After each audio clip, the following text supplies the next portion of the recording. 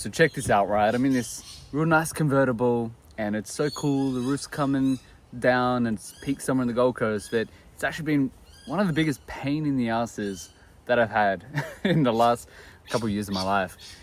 Ever since I've bought it, it's been having faults. I've been having it to take it literally no longer than 1 month straight without having an issue, having to take it back to the mechanic, right?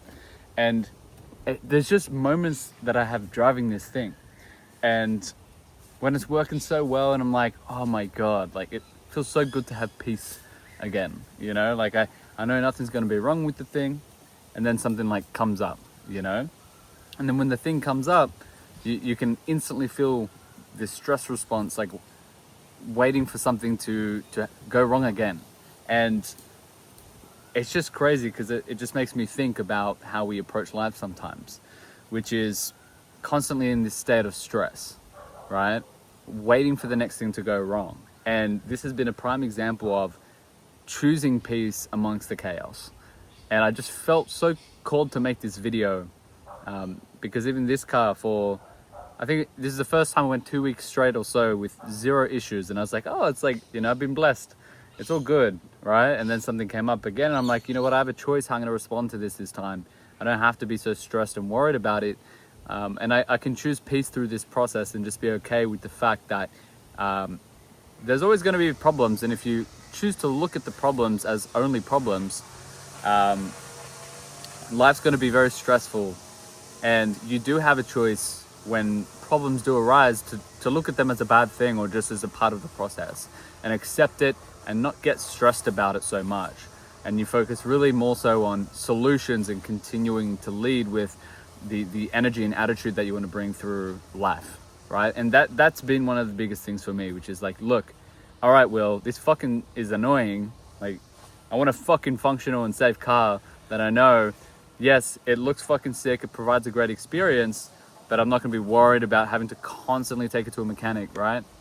But at the same time, it's like I can't live my life that way because it's going to take away from everything. So I need to be focused constantly on, all right, what's the solution? How can I keep moving the vision forward? And is, you know, this really what's important? You know, there are other more important things. This motherfucker started this fucking video.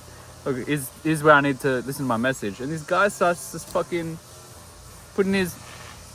doing the lawns and shit right next to me. So I can focus on that fucking thing, or I can focus on providing a message for you guys.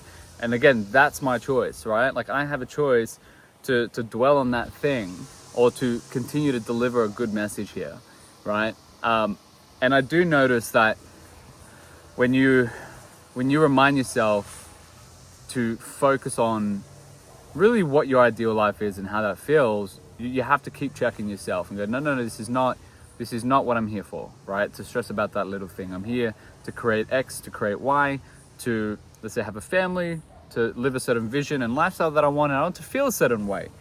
But the biggest mistake that I see people make is people extend that mood and that feeling, and they extend the responsibility to things outside of themselves. Like, oh, I need this car to make me feel happy, or I need that guy to stop mowing the fucking lawns to make me create a good video here and create a positive impact. When in reality, it's not that. If I keep delegating the power away to other things, I'll continue to be a victim in my life, and I'll keep delegating responsibility outside of myself. And that's not how you create the life you want. You have to recognize that you are the one responsible for everything, and you have a choice how you want to show up in every moment, how you want to respond in every single moment, and what you want to take ownership and responsibility for. And that's empowering, right? It's empowering because you have control of that, right? All the stuff out here, you know, it's not always in your control, so to speak, but you can control how you show up and respond to that. And as long as you constantly have the vision in your mind and you know, the idea of how you want your life to look and being clear around that, then you can keep checking yourself in accordance to that. Does that match? Yes or no, right? If it doesn't, you know, let go of that stress that you have around that thing and accept it.